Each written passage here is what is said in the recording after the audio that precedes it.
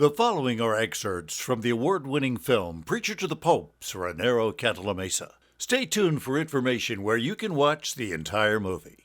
I was quite happy with my service. I liked very much to make research in the history of the church. My superiors also were very happy, even proud of my position at the university.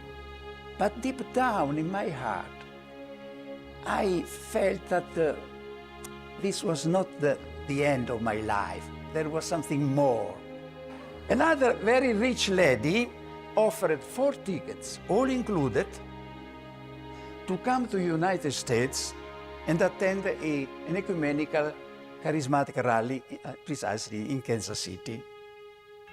And one of these tickets was offered to me. So I was there as an observer, but I was very much impressed. There were 40,000 people of every Christian denomination there. In the evening, we met together in the Arrowhead Stadium.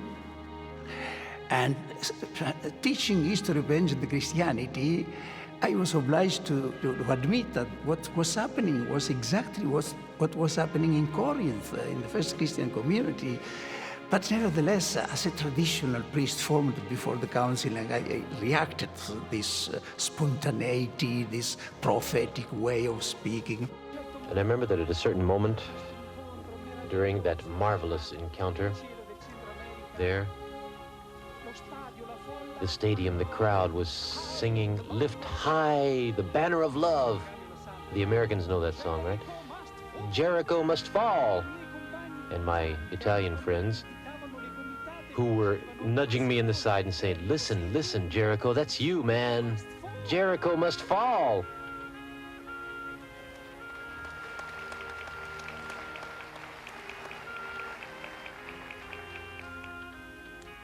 E Jericho crollò. And Jericho fell.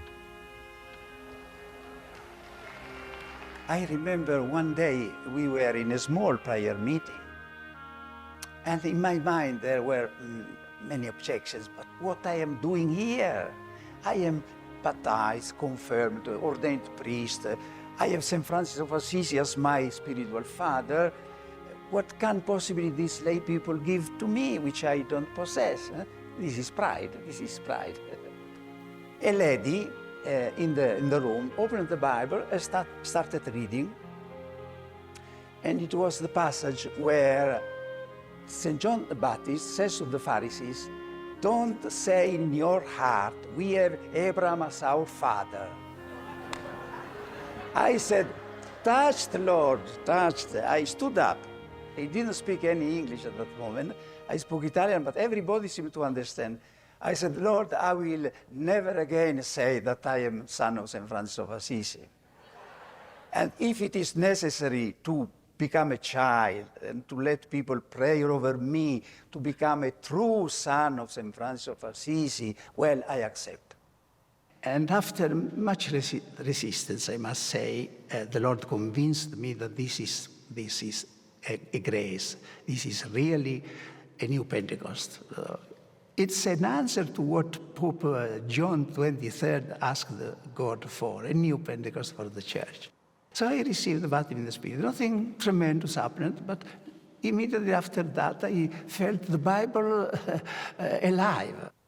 From this moment, I started being involved, really. And people who had known me were very, very surprised. They said, "What a miracle. We have sent to America Saul, and they have sent us back Paul." I saw myself as a man upon a chariot, holding the reins of the horses. And I understood that this was an image of me as a man wanting to be in control of his life. At a certain moment, it was as if Jesus stood beside me and with an infinite respect said to me, "Do you want to give me the reins of your life?" And I understood that this was serious. But by the grace of God, at the end of this moment, I said, "Yes, Lord, take the reins of my life." I said this is important because the Lord entrusts His Spirit to those who entrust themselves to Him. Everything is a gift. Everything in my life is a gift. My life is very simple. My ministry is very simple. I have no position in the Vatican. My only title is to proclaim the word of God and then disappear. And this gives me great freedom, no? to preach the gospel and then to disappear. So my life is very, very simple, very humble. But in my small way, I can say that Jesus filled my life with such a joy. Watch the full award-winning film on cmax.tv.